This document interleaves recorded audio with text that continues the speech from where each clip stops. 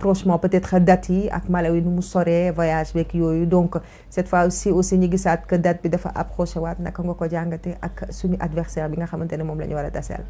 bon lu mu wax tamit dëgg la parce que date yi nu mu jegante par rapport ak récupération ak joueurs yi ça va poser un peu de problème.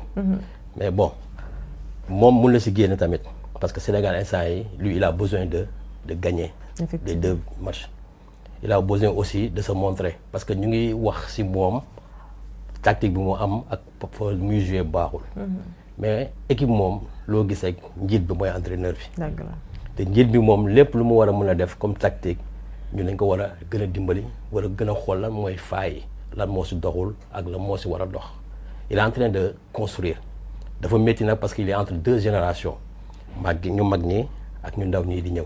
moom est-ce que toll na ci construction en ce moment yàgg na fi de pour nekk construction. mais xam nga équipe day changer xam nga équipe day changer. ñii ñi dañuy changer Sadio Mané il prend de l'âge y a ñoo xam ne tam ñu ngi génnaat ci équipe y a d'autres qui vont venir. xam nga ñu dañuy jaare loolu dañu naan équipe chaque jour dañuy construire une équipe n'est jamais prête. équipe football musul pare. équipe boo gis comme tey sa équipe tey kii day dem kay ñëw en fonction ku ñëw yow mi nekk tête bi yow yaa adapté wu par rapport ak ñoom lui il est en train de faire. Mais peut-être ñu muy exploiter ak ñu muy tegee booy yi parfois ñoom ñoo lu comprendre façon de jeu bi mais ils sont en train de faire quelque chose bon yàlla jàppale tamit ñu génn si. parce que il est en train de faire un bon truc. yow noonu nga ko jàngatee daal man loolu laa ko jàngat parce que man je juste que il a fait 10 ans la ñëpp di wax yàgg na benn coupe la jël ainsi de suite. mais Sénégal en 50 ans la lañ jël à part coupe boobu. dañu waxante dëgg yàlla. on dit que il n'est pas bien il est bien man du ma juger entraîneur. boo xam ne day gagné. man gis naa ne entraîneurs yi dañuy faral seen i mbokk entraîneur. non du question faral non question la dëgg. xam nga dañ ne bu ñu gagné joueur yi la. bu ñu perte entraîneur. mais entraîneur dafa am staff.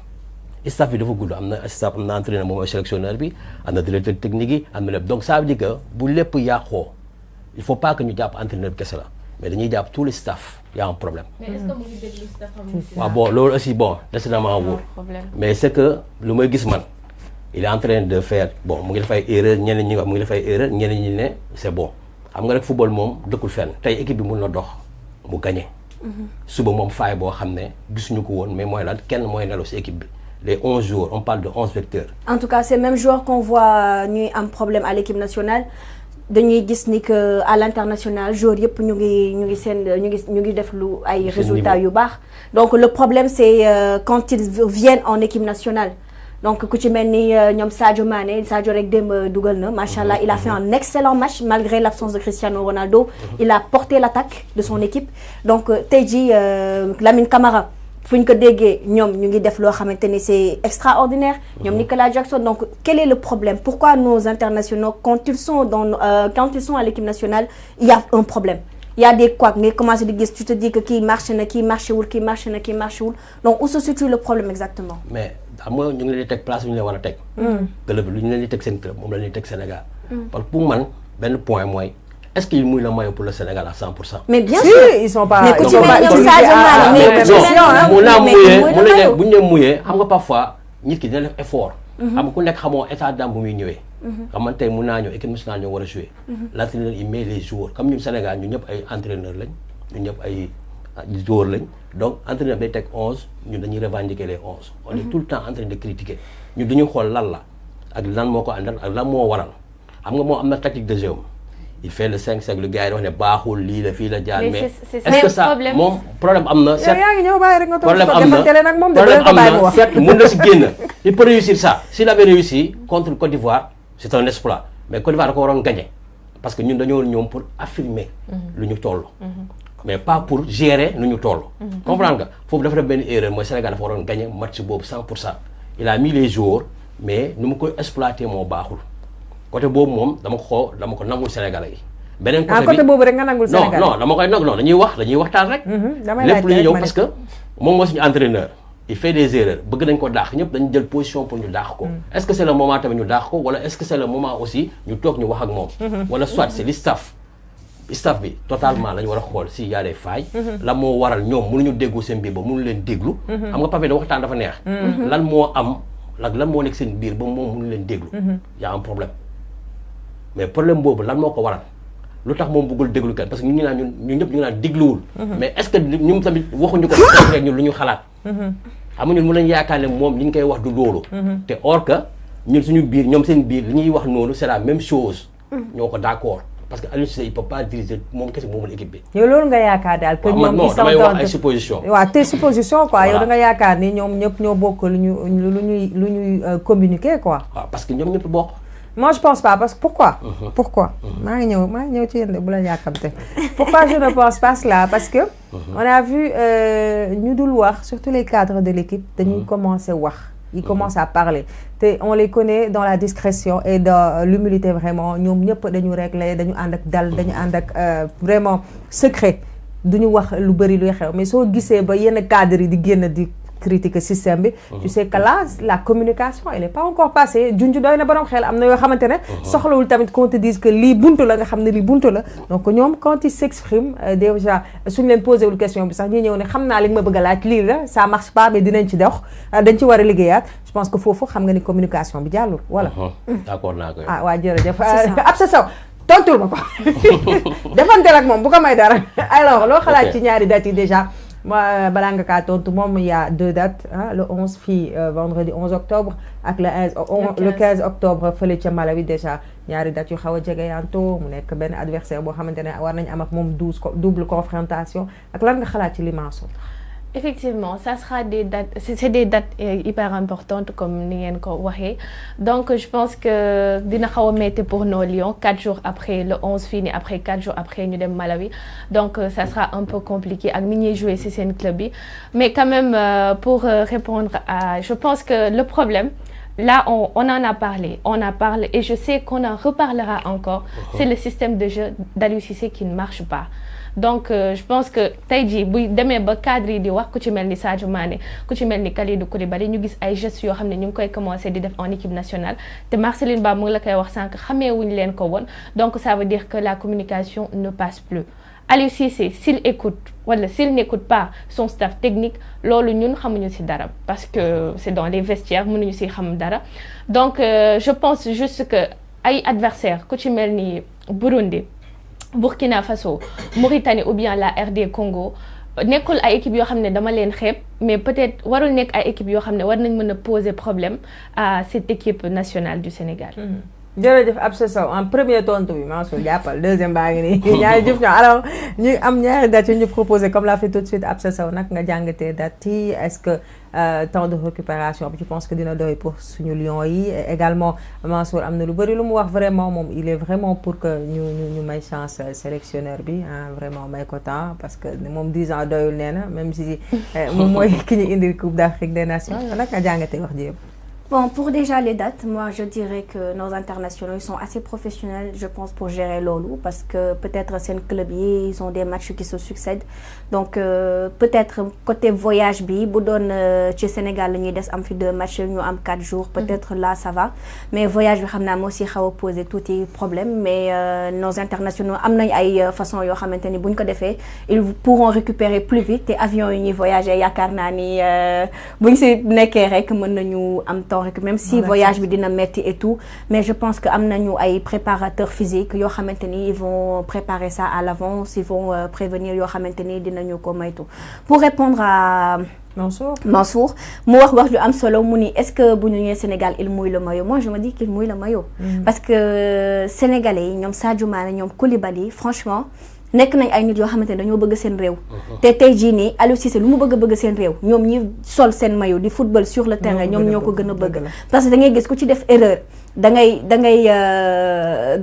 daf lay metti ku ci mel ni ay Sadio Mané Sadio par exemple finale boobu noonu Coupe d'Afrique bu ñu ko gagné quand il a raté son premier penalty gis nga comment il a encouragé le Sénégal bu muy door penalty bi rek pour fin bi da ngay gis en fait comment loolu bu ko raté woon man en fait loolu je te jure ba tey man loolu quand je regarde ça quand j'en parle gis nga j'en parle maa ngi si am ay frissons parce que tellement dafa nekk geste boo xamante ni man daf ma touché donc ñooñu mënuñu wax ne qu'il n'aime pas le Sénégal ñu ngi wax ay Samba Allar mais gëwuma affaire Samba Allar c'est la communication de Aliou Cissé qui ne passe plus ça passe plus Marceline koo xamante ni da nga yàgg di wax ak moom day dem ba benn moment da nga koy soof comme say wax dalay yàpp te franchement Aliou Cissé yow yàgg nga di jël benn yoon je trouve pas la pertinence, je dis pas que c'est pas pertinent, mais man sama point de vue lay joxe.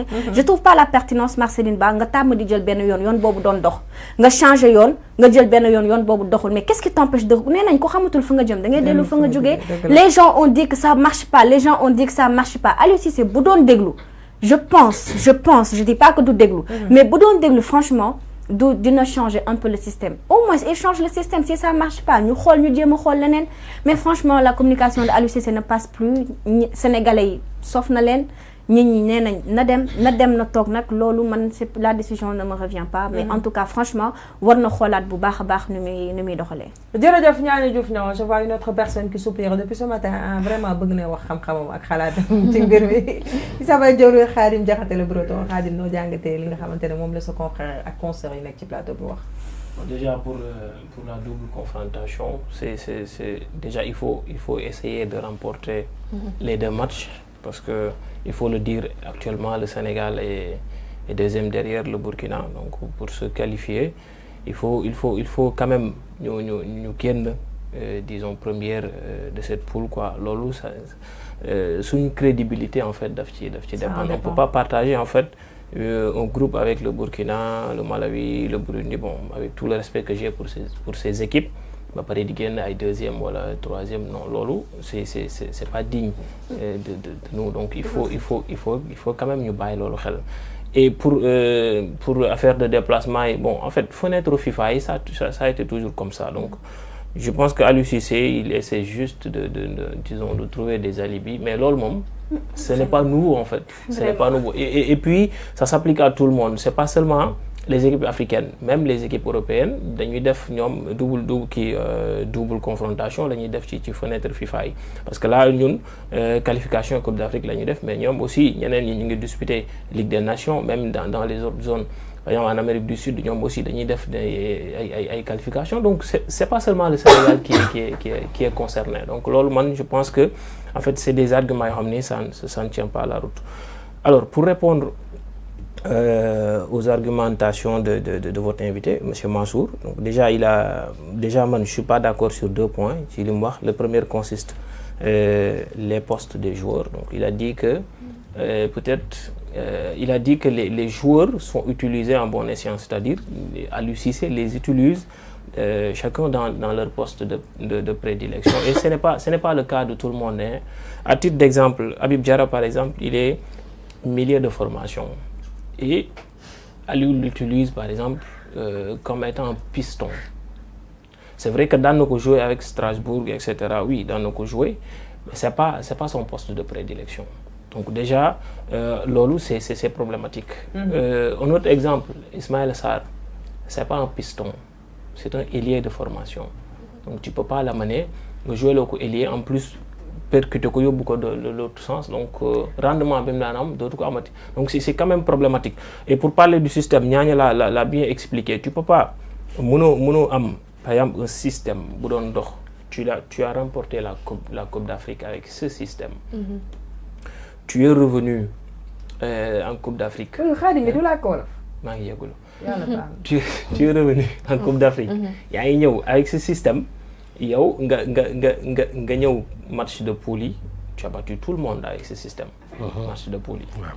nga ñëw 8e de finale, tu rencontres la Côte d'Ivoire. nga changer système, ñu dóor la. Tu es éliminé. ñu jàpp ni da ngay changer. Non. nga ñëw tu fais la continuité. nga ñëw match contre Niger amical bi nga def la même chose. Niger yow à la dernière minute nga ko gagné. ñu jàpp ni loolu test la woon, tu vas changer, nga ni non je vais continuer.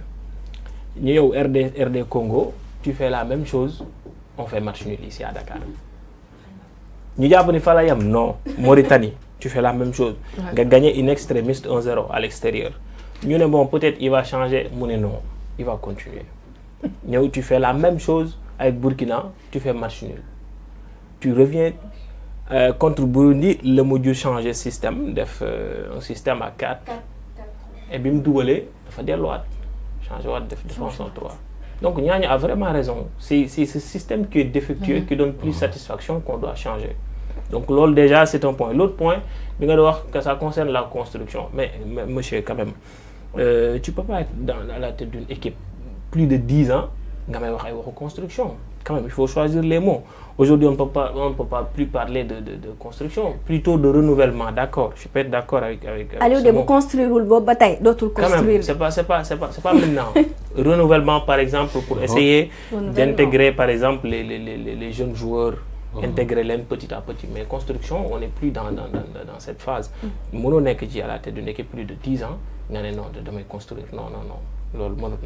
Merci beaucoup. Diawrigne Khadim Diakhaté le breton li ma metti rek mooy genn